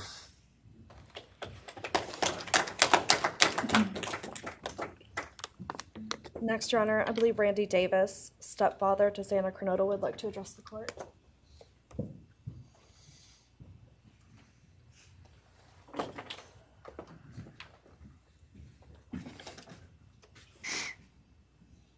Hi, my name's Randy, stepdad of Xana.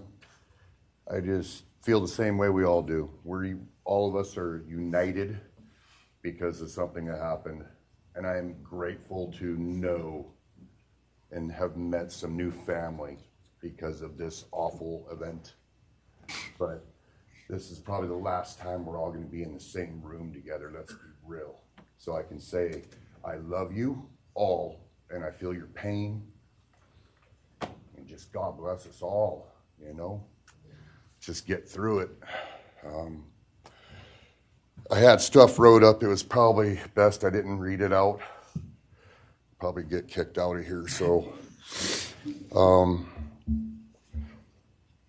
you know, I'll share one thing to you guys, not to you, with Xana. So I was working in North Dakota and came home, and Jazzy and Xana had taken our son Elijah and put him in a dress, makeup, and it was awful, you know. I was like, I don't know. She was funny.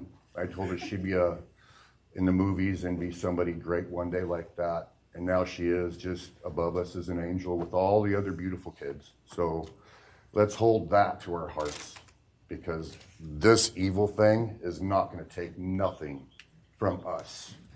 You, man, I don't know what my limits are here, but I'm really struggling, dude. I am struggling. So I want to just be out in the woods with you just so I can teach you about loss and pain. I love God. I wouldn't take your life. That's up to him. But I guarantee you, you are weak. God, I would just give a moment, man, 5 minutes out in the woods. Oh, man. Ooh. You're going to go to hell. I know people believe in other stuff. You're evil. There's no place for you in heaven. You took our children.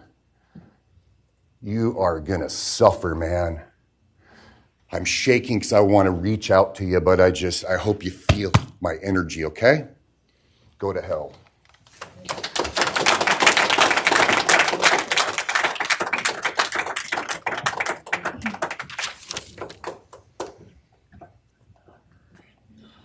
Next is Kara Northington, Xana's mother.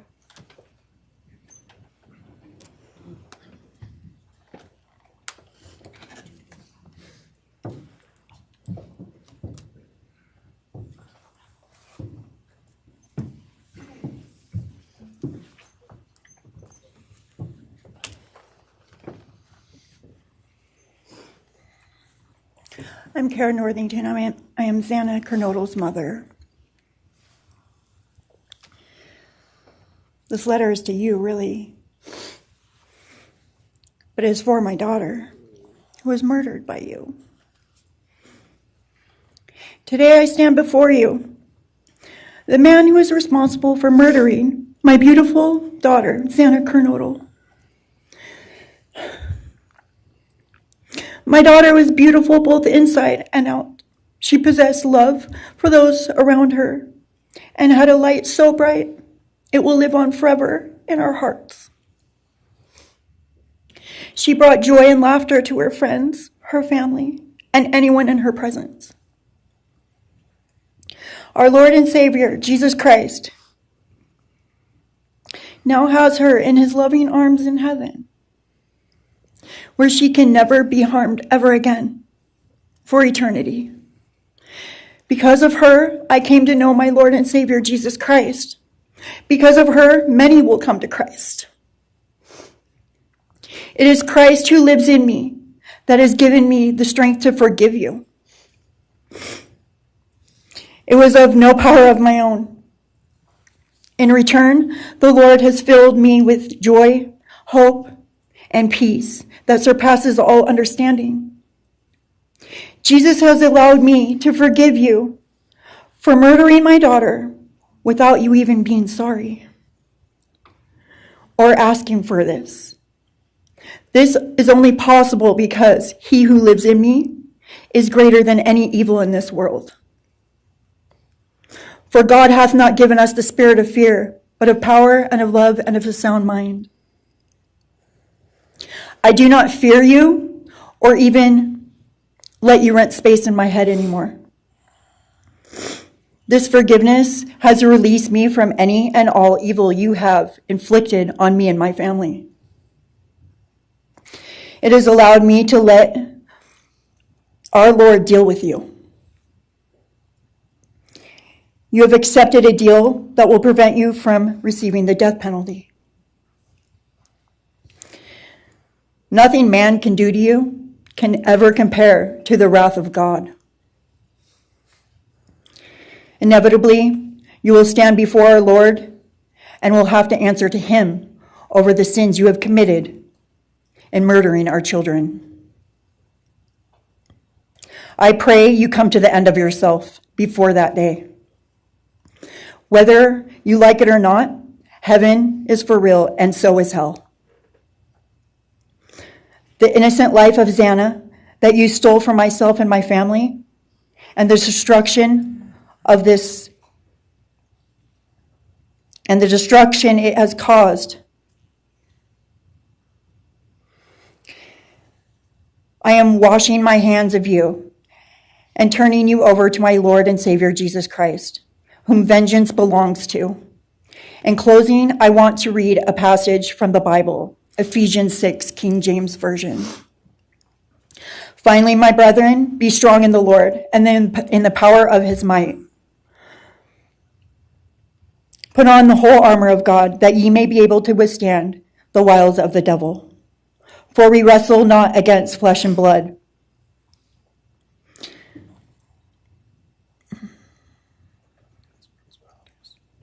but against principalities, against powers, against the rulers of the darkness of this world, against spiritual wickedness in high places. Wherefore, take unto you the whole armor of God, that ye may be able to withstand in the evil day, that ye may be able to stand in the evil day.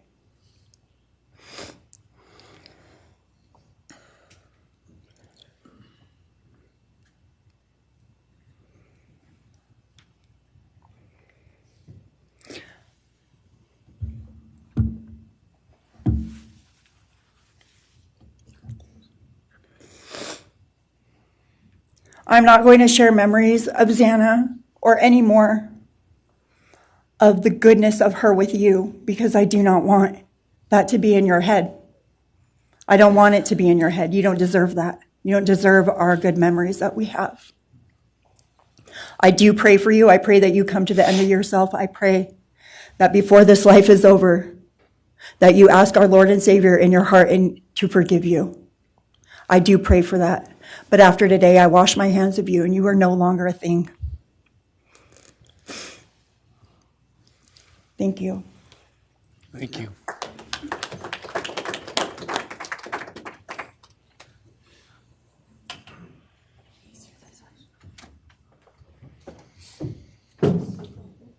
I don't believe the state has any other victim impact statements. Okay.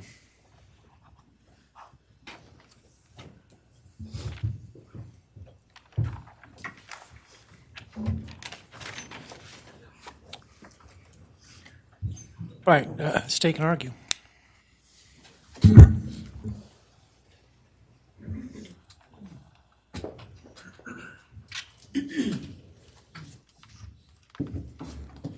Thank you, Your Honor.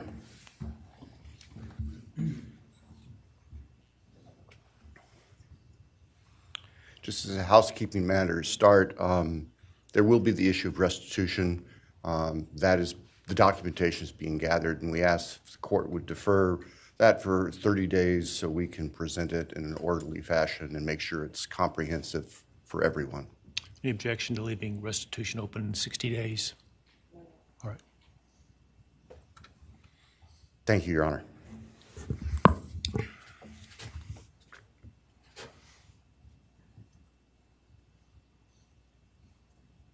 I think it's necessary and appropriate to share for everyone here, including the court, the background that brings us in front of Your Honor today for these proceedings.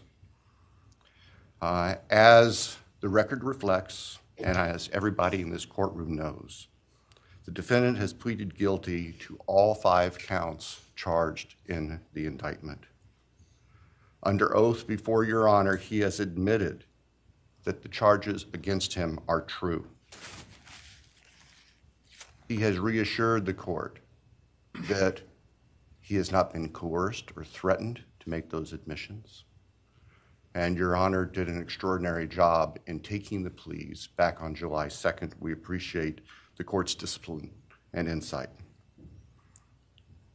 The defendant has also waived appeal on the multitude of rulings from this court and Your Honor's predecessor in Latah County on dozens, literally dozens of motions seeking to dismiss the case, seeking to control or limit evidence, seeking to offer evidence that would not be appropriate.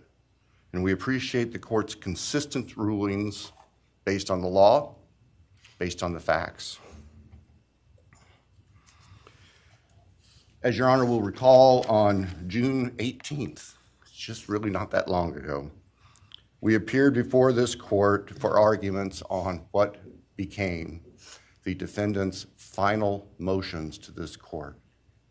Motion where they wanted to offer evidence suggesting that other people were responsible for the defendant's actions, and the motion seeking essentially an indefinite continuance of the trial.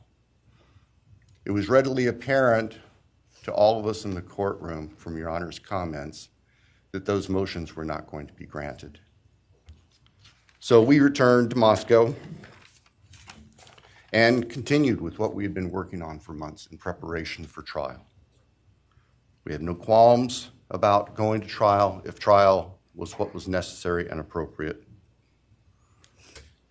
The following week after we were in court, we were approached by the defense with an inquiry about a possible plea. And I can tell the court this is the first suggestion ever that there was any consideration, because indeed the defense had maintained from the beginning that Mr. Kohberger, the defendant, was factually innocent.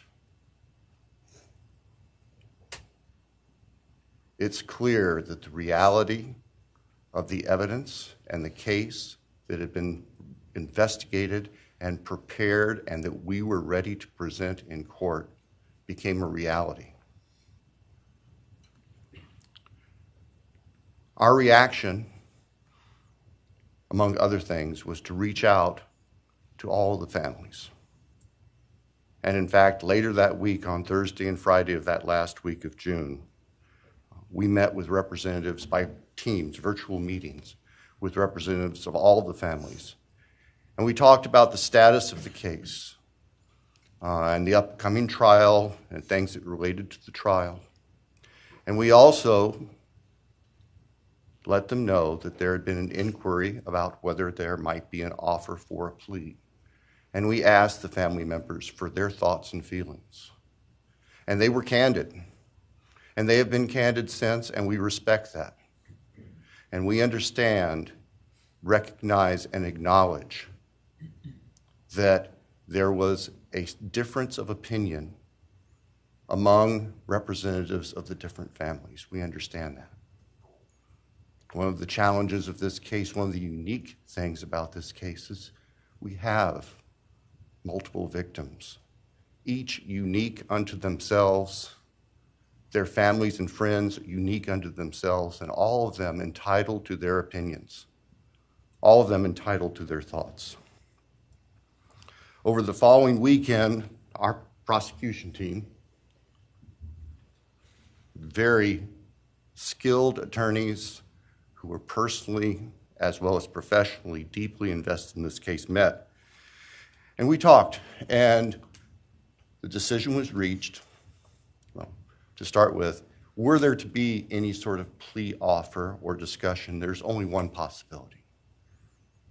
And that would be for the defendant to plead guilty straight up to all charges.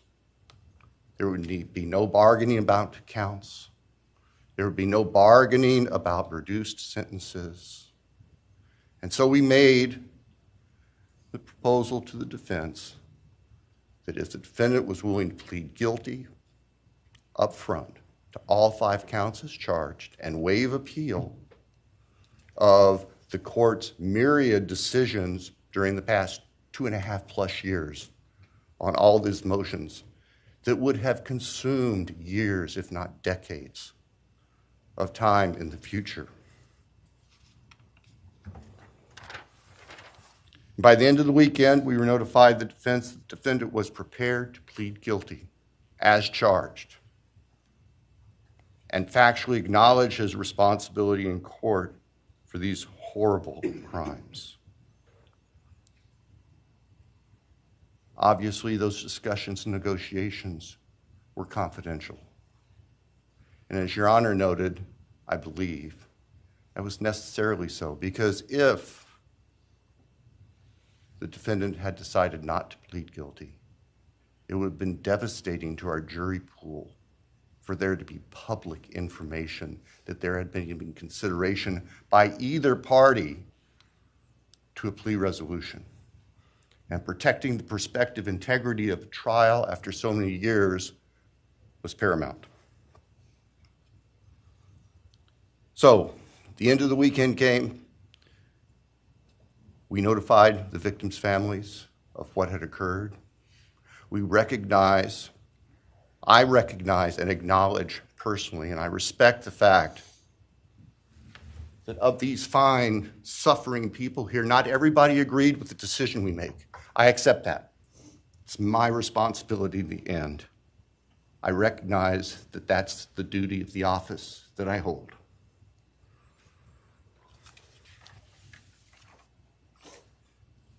So now, it is time for the judicial system to impose final judgment and close the door on this chapter of these tragedies. As the court is aware, by the agreement of the parties, it is the state's prayer.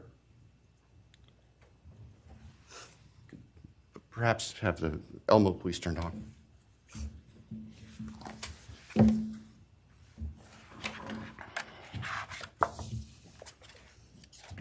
Thank you. That on count 1, the felony burglary, that the court sentenced the defendant to the maximum period of 10 years fixed in the custody of the Idaho Department of Correction. Then on count 2,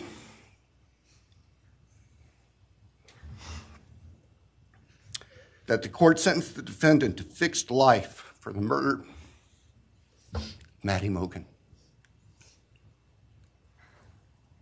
On count 3, that the court sentenced the defendant to fixed life for the murder of Kaylee Gonzalez. On count 4, that the court sentenced the defendant to fixed life for the murder of Kernodal. On count 5, that the court sentenced the defendant to fixed life for the murder of Ethan Chapin. And the state further prays that these sentences be ordered to run consecutively, back to back, not at the same time, to recognize and respect the unique individuality of each of these beautiful young people whose lives were taken brutally and for no reason.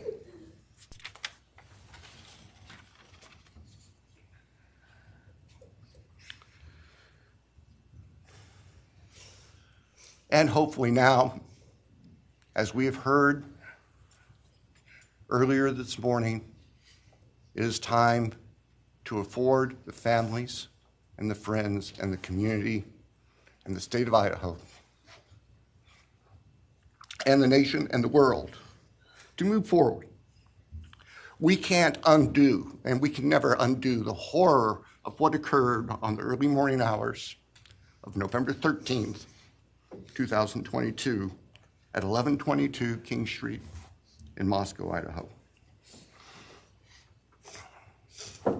For a long time, the presiding district judge in Latah County was John Stegner, who eventually became a member and a justice of the Idaho Supreme Court.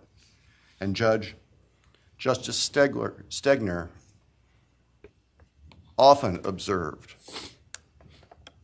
that even God cannot change the past. But everyone in this room has the ability to take themselves forward.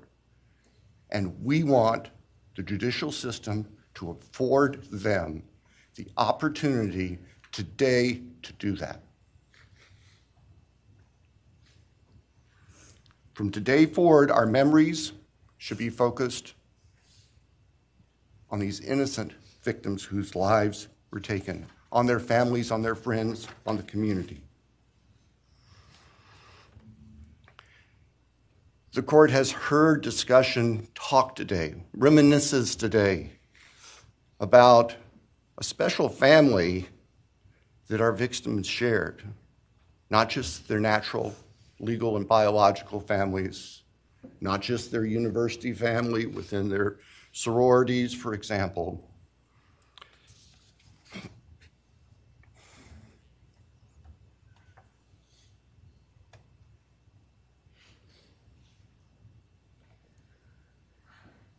But this family. This is the picture taken on November 12th, 2022,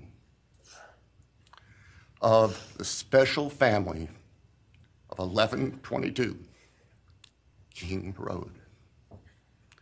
And you can see all 6 of these dynamic, vibrant, loving, special, innocent faces taken together just across the street from their residence, and barely 12 hours before 4 of them would be brutally murdered in their sleep. They've been described consistently as being bright, caring, vivacious, with futures we can only imagine now. But they were, and they remain, a special family that I think we should all recognize and appreciate. So it's time to move forward.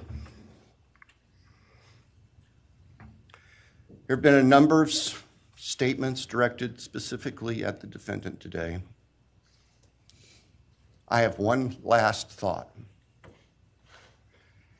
After Your Honor imposes judgment and sentences the defendant to spend the rest of his life in prison, in other words, sentence the defendant to die in prison,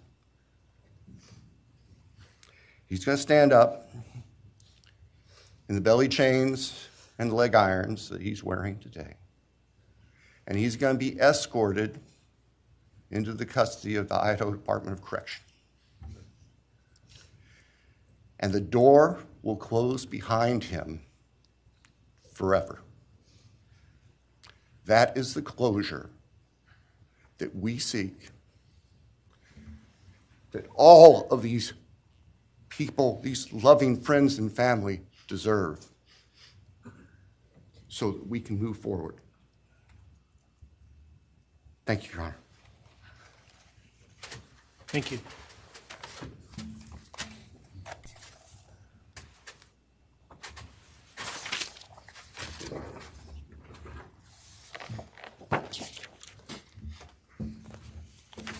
All right, does the defense have evidence to present today? No evidence. All right.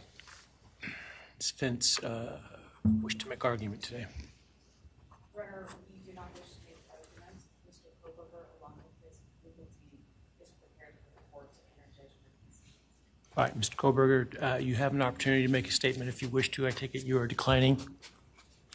I respectfully decline. Well.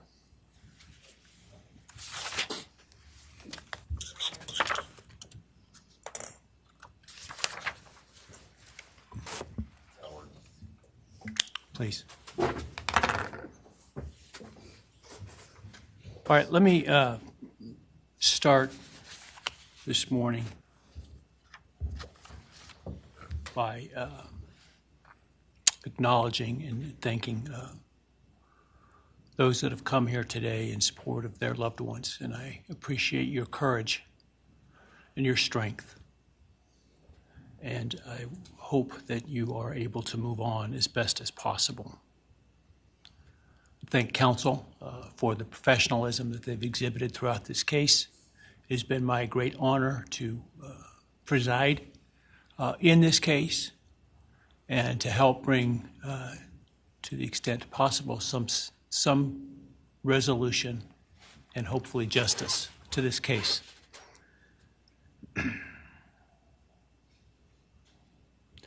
During the quiet morning hours of November 13, 2022, a faceless coward breached the tranquility of 6 beautiful young people and senselessly slaughtered them, 4 of them. Who committed this unspeakable evil was unknown for several weeks, but due to the killer's incompetence and outstanding police work by numerous local, state, and federal law enforcement agencies, the person that slithered through that sliding glass door at 1122 King Road now stands before the world and this court unmasked. This unfathomable and senseless act of evil has caused immeasurable pain and loss.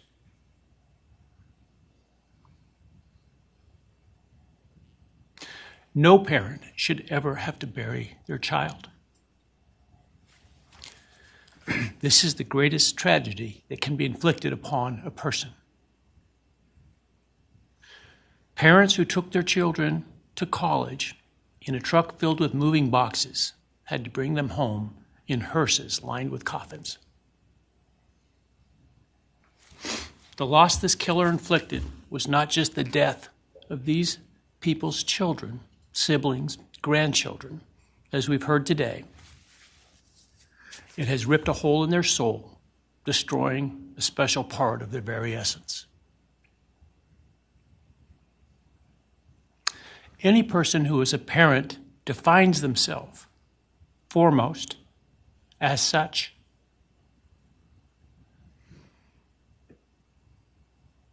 It is their existence and purpose of being. And it has been stolen from these parents.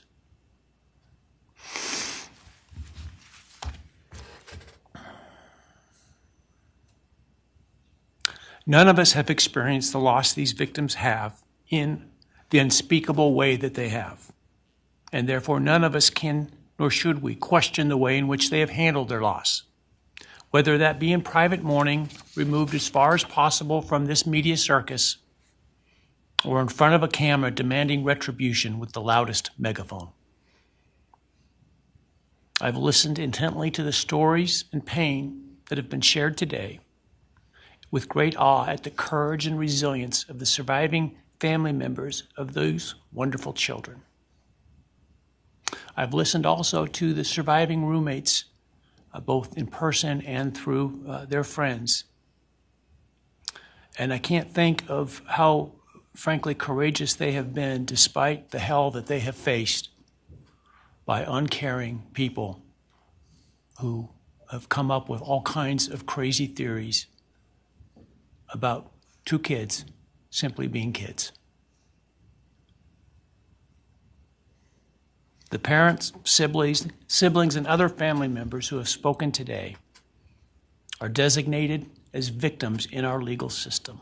But going forward, I hope that they can shed that label, as it gives too much power to the evil that condemned them to that role. They are and should be known as survivors, fighters, and foremost as witnesses to the tremendous lives of value and unbounded promise of these four young people. But those speaking today and those who did not speak, but who carry this same burden, this same loss, now carry forward the memories of these now perpetually young people, these forever children. These survivors carry the responsibility of ensuring that the voices of these children, Maddie, Kaylee, Xana, and Ethan, are never forgotten, and the positive impacts that they have had on so many lives are never minimized, and that the love they shared, the light that they shined onto others, is forever celebrated. As we sit here today, this case is ending, and we are now certain who committed these unspeakable acts of evil, but we don't know, and what we may never know is why. I share the desire expressed by others to understand the why. But upon reflection, it seems to me, and this is just my own opinion, that by continuing to focus on why, we continue to give Mr. Kohberger relevance. We give him agency and we give him power. The need to know what is inherently not understandable makes us dependent upon the defendant to provide us with a reason, and that gives him the spotlight, the attention, and the power he appears to crave. Yet even if I could force him to speak, which legally I cannot, how could anyone ever be assured that what he speaks is the truth? Do we really believe, after all of this, he's capable of speaking the truth or of giving up something of himself to help the very people whose lives he destroyed? Rather, I suspect the so-called reason would be dished out in enticing, self-serving, and aggrandizing untruthful bits, leaving people wanting more information, more insight, and thus enhancing even further the power he seeks to hold. Even if we could get truthful insight into his why, I suspect it would not in any way quench one's thirst for actually understanding why in the first instance. Because there is no reason for these crimes that could approach anything resembling rationality. No conceivable reason could make any sense.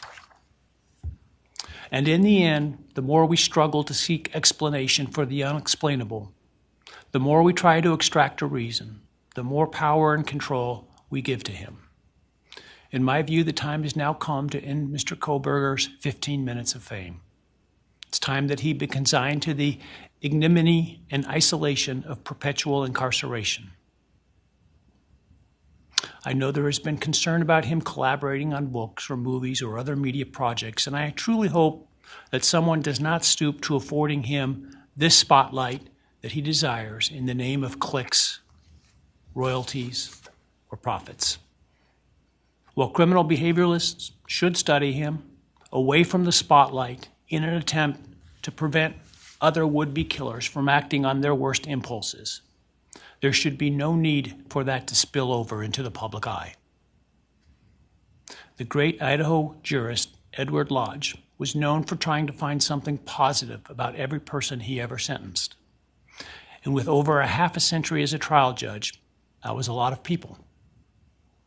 This was often challenging, and I recall in one case he said that the best he could come up with was the defendant had good penmanship. Truth be told, I'm unable to come up with anything redeeming about Mr. Kohberger because his grotesque acts of evil have buried and hidden anything that might have been good or intrinsically human about him. His actions have made him the worst of the worst. Even in pleading guilty, he is giving nothing hinting of remorse or redemption, nothing suggesting even a recognition or understanding, let alone regret for the pain that he has caused. And therefore I will not attempt to speak about him further, other than to simply sentence him so that he is forever removed from civilized society. And accordingly, based upon his conduct and based upon the record before this court, recognizing the standards that govern this court's sentencing decisions as set forth in State v. Toohill, I hereby sentence Mr. Kohberger as follows. On count 1, burglary, 10 years fixed, 0 years indeterminate. I also impose a fine of $50,000. Count 2, first-degree murder of Madison Mogan. I sentence the defendant to a fixed term of life imprisonment without the possibility of parole, a fine of $50,000, and a civil penalty of $5,000 payable to the family of the victim. On count 3, for first-degree murder of Kaylee Gonzalez, I sentence the defendant to a fixed term of life imprisonment without the possibility of parole, a fine of $50,000, and a civil penalty of $5,000 payable to the victim of the family, or to the family of the victim, pardon me. On count 4, for the first-degree murder of Kernodal, I sentence the defendant to a fixed term of life imprisonment without the possibility of parole, a fine of $50,000, and a civil penalty of $5,000 payable to the family of the victim. On count 5, for the first-degree murder of Ethan Chapin, I sentence the defendant to a fixed term of life imprisonment without the possibility of parole, a fine of $50,000, and a civil penalty of $5,000 payable to the family of the victim. The sentences on counts 1, 2, 3, 4, and 5 shall run consecutively to one another. Restitution will be left open for 60 days. Defendant will be required to submit a DNA sample and a right thumbprint impression to the Department of Corrections and comply with the DNA Database Act. I remand the defendant to the custody of the Idaho State Board of Corrections for to be imprisoned in an appropriate facility and execution of the sentence where he will remain until he dies. Though you have waived your right to appeal, you do have a right to file a notice of appeal, and any such appeal must be filed within 42 days of the date of the written judgment, which will be entered shortly hereafter. Though the appeal, you should be aware, may be deemed a violation of the plea agreement, and so I certainly suggest you discuss that with counsel if that is your desire. I ask the media and public present to allow the families to be escorted out first before they leave. Again, thank you to everyone for your stories today. I am strengthened by them, and I am encouraged by your humanity and strength, and God bless you. We're adjourned.